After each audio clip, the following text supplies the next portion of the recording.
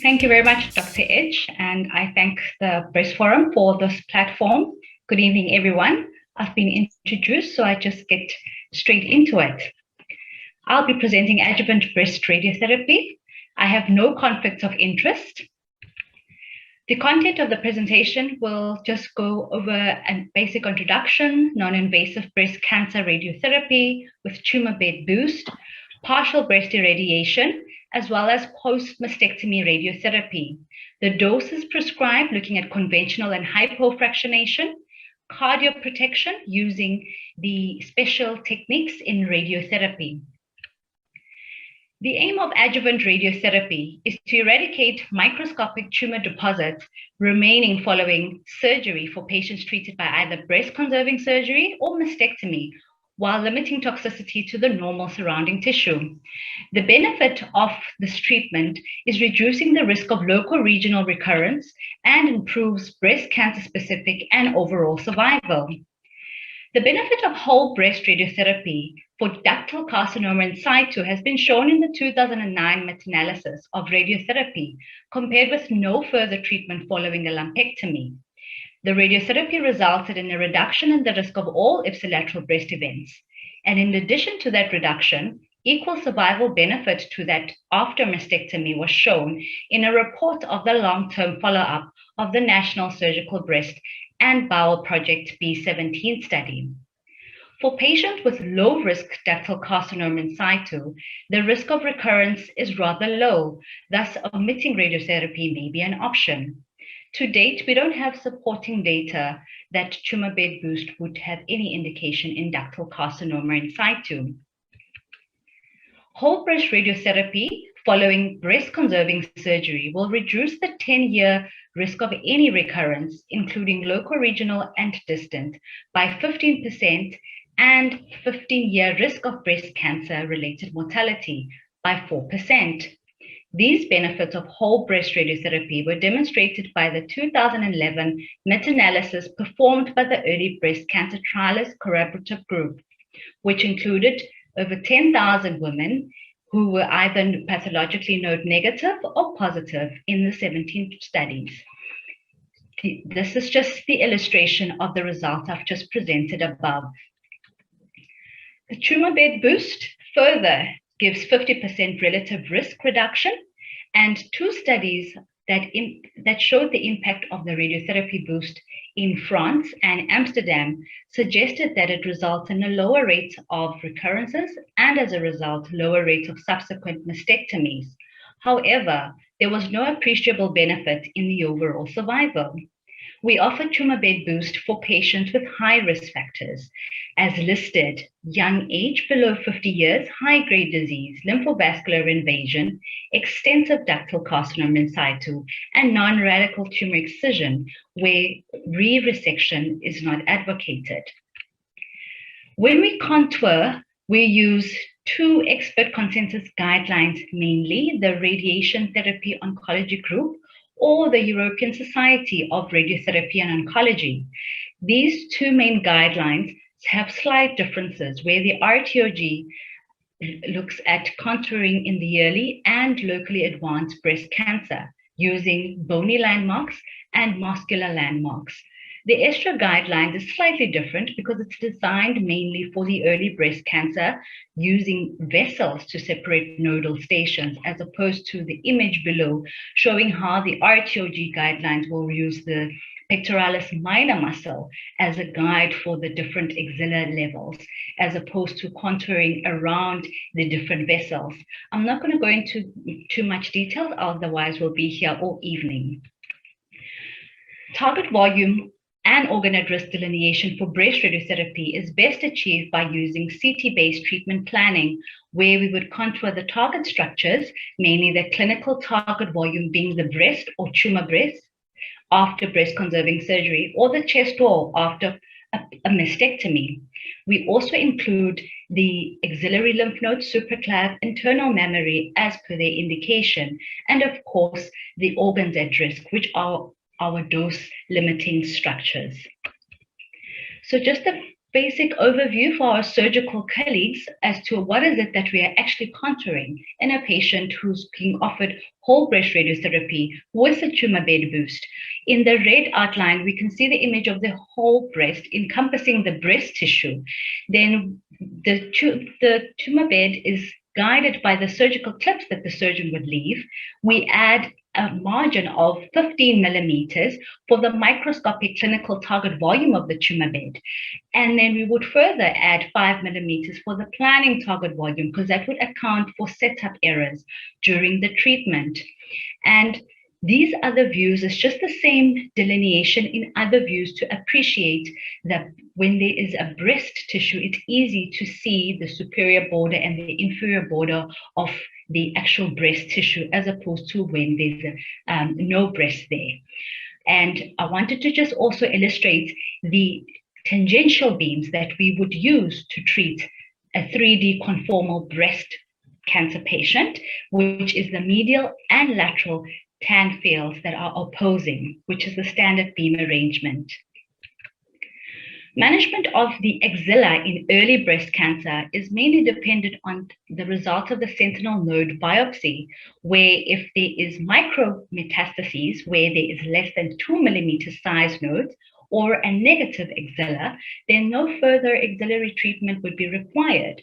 If there's 1 to 3 sentinel nodes that are macroscopic, we have seen in the evidence that T1, T2 patients would benefit from either axillary lymph node dissection or radiotherapy with similar efficacy. However, it is noted that in those studies, the patients that received neoadjuvant chemotherapy were not eligible for those trials, to just bear that in mind. Moving on to accelerated partial breast radiotherapy, which refers to the limited focused radiotherapy as a more convenient alternative to conventional whole breast radiotherapy for women following breast conserving surgery. Compared with the whole breast radiotherapy, it delivers a higher dose of radiotherapy per day to a limited volume of tissue encompassing the tumor bed with 1 to 2 centimeter margin over a shorter period of time, leading to potentially fewer adverse effects and late skin adverse effects. The rationale for accelerated partial breast irradiation is that the whole breast radiotherapy will sterilize the entire breast, where in actual fact, recurrences occur within the vicinity of the primary tumor. And the recurrence rates are actually the same as to the normal rate of a new primary tumor. So the techniques that we use is external beam radiotherapy using photons or electrons, or brachytherapy using single or multiple catheters, which both have shown low recurrence rates, which is equivalent to the whole breast radiotherapy. The last option that we also have is the intraoperative radiotherapy, where single fraction after resection, before closing the skin, we use electrons or 50 kilovolt photons that may be used. I added pictures for our surgical colleagues to just appreciate the multi-catheter lumens for the brachytherapy, where we would use low dose rate or pulse dose rate or high dose rate isotopes. And on image B, the balloon intracavitary brachytherapy technique is good in the fact that it will shift the radiotherapy dose from the skin to decrease the skin toxicity. And inferiorly there, we can see the large probe just prior to the surgeon closing that scar area. And this treatment is quite cumbersome, requiring all the multidisciplinary team within theatre, including the physics department, to enable adequate delivery of this treatment. Okay. Moving on to post-mastectomy radiotherapy, which is recommended for the high-risk patients who have positive resection margins, T3, T4 tumors, 4 or more involved axillary lymph nodes, high-grade disease, non-luminal breast biology, and young patients that are less than 40 years old. And just to point out, patients who've got clinical T3, T4 disease and axillary node disease prior to being given neoadjuvant chemotherapy would still need post-mastectomy radiotherapy, irrespective to the response to the neoadjuvant chemotherapy. And with node-positive patients, this radiotherapy would reduce the 10-year risk of any recurrence by at least 10%, and the 20-year risk of breast cancer-related mortality by 8%.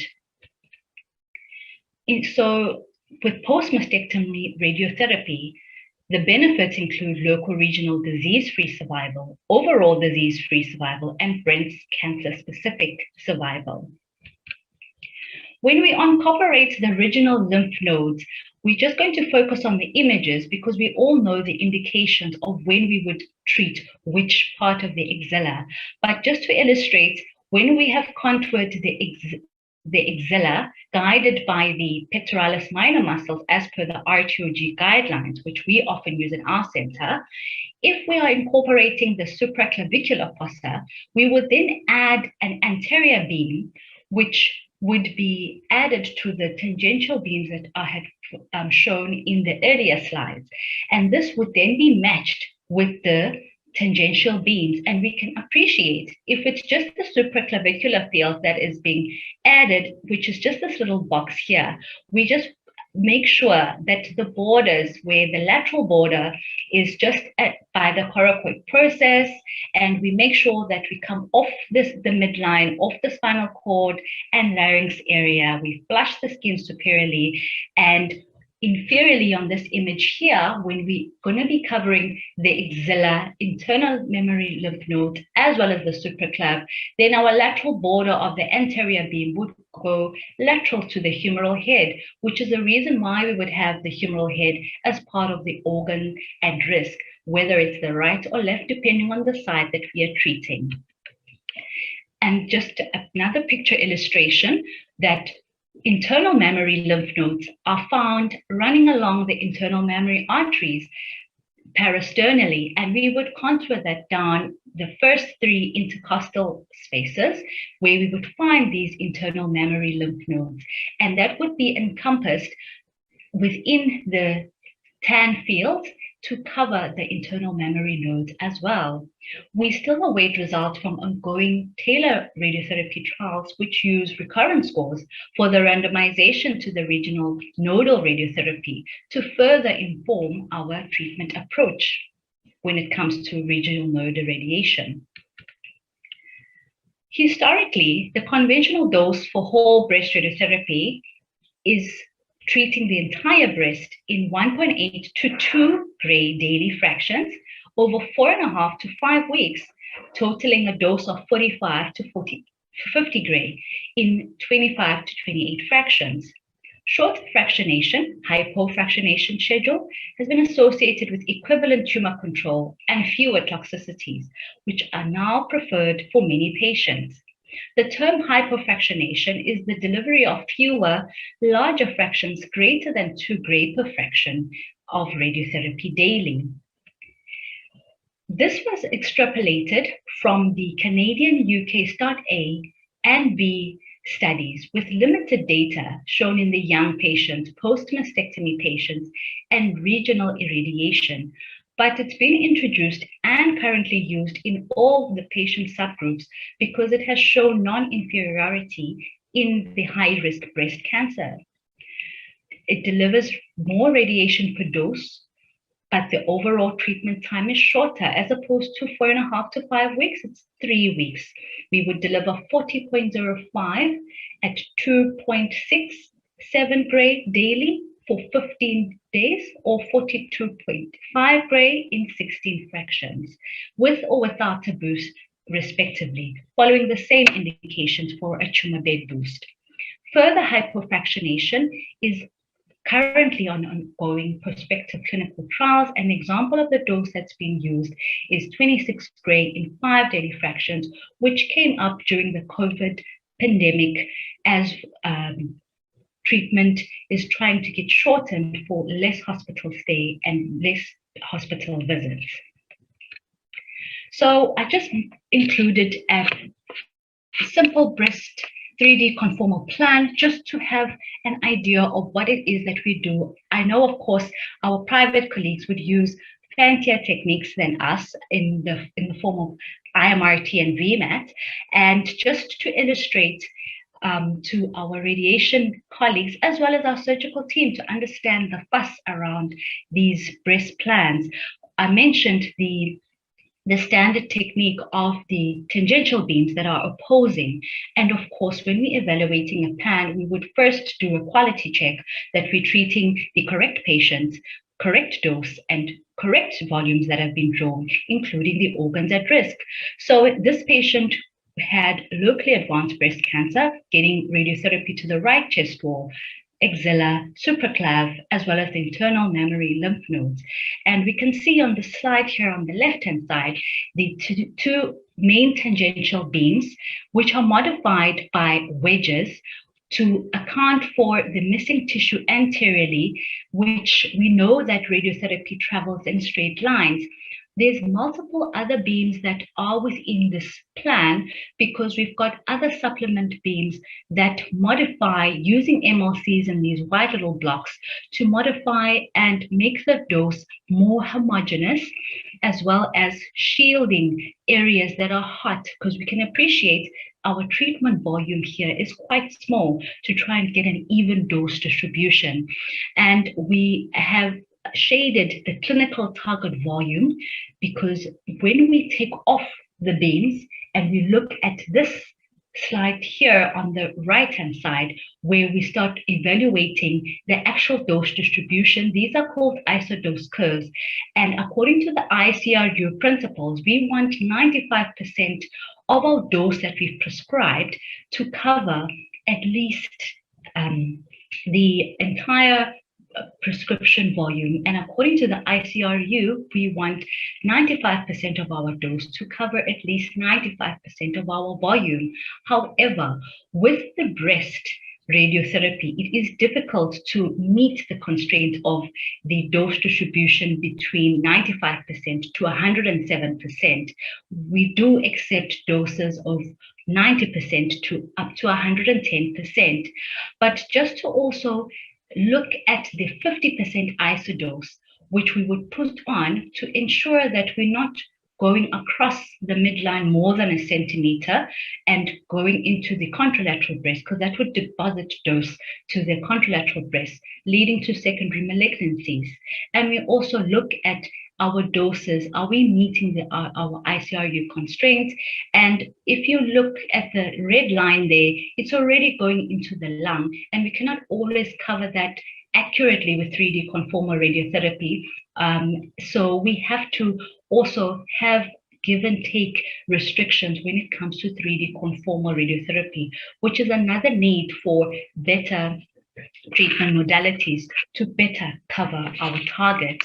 This is an illustration to just show when we encompass the axilla as well as the supraclav fields.